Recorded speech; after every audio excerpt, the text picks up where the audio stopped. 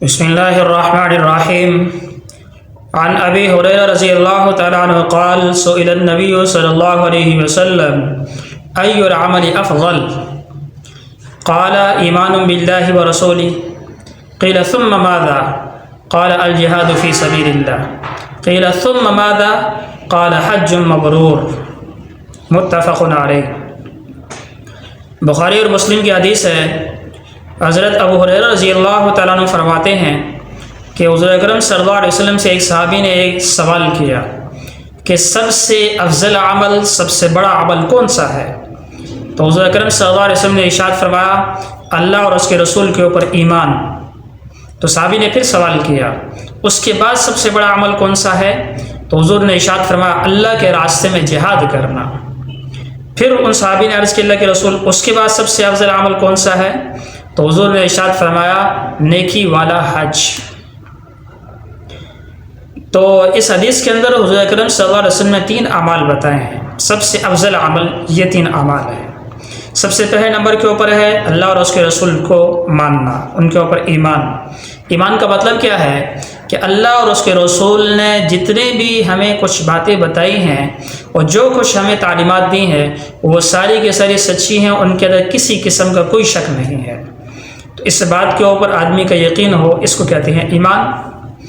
اور دوسرے نمبر پہ حضور اکرم صلی اللہ علیہ وسلم نے ارشاد فرمایا کہ اللہ کے راستے میں جہاد کرنا سب سے افضل عمل ہے۔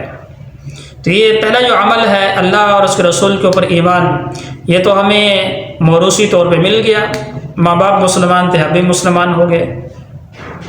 اور لیکن ایمان کے بعد سب سے افضل عمل کون سا ہے؟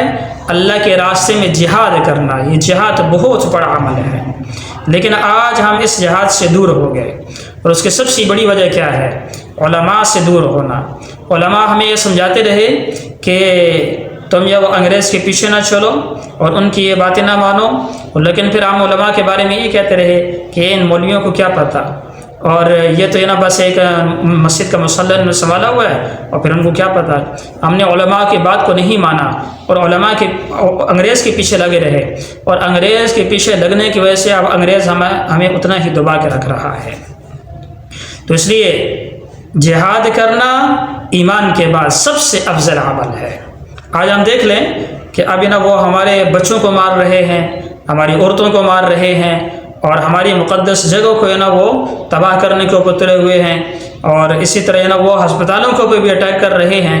اب نا وہ انسانیت کی دعوے دار ہیں، وہ کہتے ہیں کہ ہم سب سے زیادہ انسانی حقوق کا خیال رکھتے ہیں، تو اتنے بڑے دعوے دار ہونے کے باوجود پھر بھی اتنے سنگین جرم کر رہے ہیں۔ ہمارے ملکوں کو انہوں نے تباہ کر دیا، افغانستان کو انہوں نے تباہ کرنے کی کوشش کی، عراق کو انہوں نے تباہ کر دیا، شام کو انہوں نے تباہ کر دیا، ٹھیک ہے، اسی طرح نا وہ سوریا کو انہوں نے تباہ کر دیا، اور اسی طرح لیبیا کو انہوں نے تباہ کر دیا۔ ہمارے جتنے بھی بڑے بڑے ملک تھے وہ انہوں نے تباہ کر دیے، لیکن پھر بھی نا وہ کہتے ہیں کہ ہم نا انسانیت کے سب سے بڑے دعوے دار ہیں۔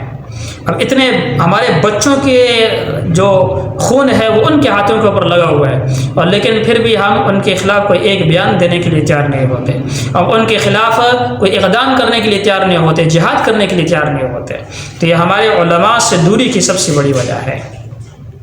تو اس لیے ہم آج سے نیت کریں کہ آئندہ ہمارے جتنے بھی علماء ہیں ہم ان علماء کی بات کو وہ سنیں گے اور ان علماء کی باتوں کے اوپر عمل کریں گے۔ اور تیسرا عمل حضور اکرم صلی اللہ علیہ وسلم نے ارشاد فرمایا نیکی والا حج، یہ تیسرے نمبر پہ سب سے افضل عمل ہے۔ نیکی والا حج ہونے کا کیا مطلب ہے؟ نیکی والا حج کا مطلب یہ ہے کہ آدمی حج اس طرح کرے کہ اس کے اندر اللہ رب العزت کی کسی قسم کی کوئی نافرمانی نہ کرے۔ سب سے پہلی چیز اس کی نیت ٹھیک ہو کہ میں یہ حج کر رہا ہوں صرف اللہ رب العزت کی رضا کے لیے کر رہا ہوں، اور دوسری چیز کہ اس حج کے اندر کسی قسم کا کوئی گناہ کا کام نہ ہو۔ گناہ کے کام کیسے ہوتے ہیں؟ مثلا ہم وہاں پہ ہوٹلوں پہ ٹھہرتے ہیں تو وہاں پہ ٹی وی کے اندر وہ کہ غیر نامحرم عورتوں کو دیکھنا، اور اسی طرح وہ اس کے اندر کسی قسم کی کوئی میوزک سننا، جیسے ہم وہ خبریں وغیرہ سنتے ہیں تو ان کے اندر بھی وہ میوزک وغیرہ چلتے ہیں۔ تو اسی طرح یہ جتنے بھی گناہ کے کام ہیں ہم سب کو پتہ ہے گناہ کا کام کون سا ہے، لیکن ہماری عام روٹین کے اندر آ جاتا ہے تو اس کی وجہ سے ہم اس کو بڑا گناہ نہیں سمجھتے، حالانکہ وہ بہت بڑا گناہ ہوتا ہے۔ اس لیے یہ جو عام طور پہ ہمارے اندر گناہ پائے جاتے ہیں ان گناہوں سے خاص طور پہ ہم حج کے اندر اپنے آپ کو بچائیں۔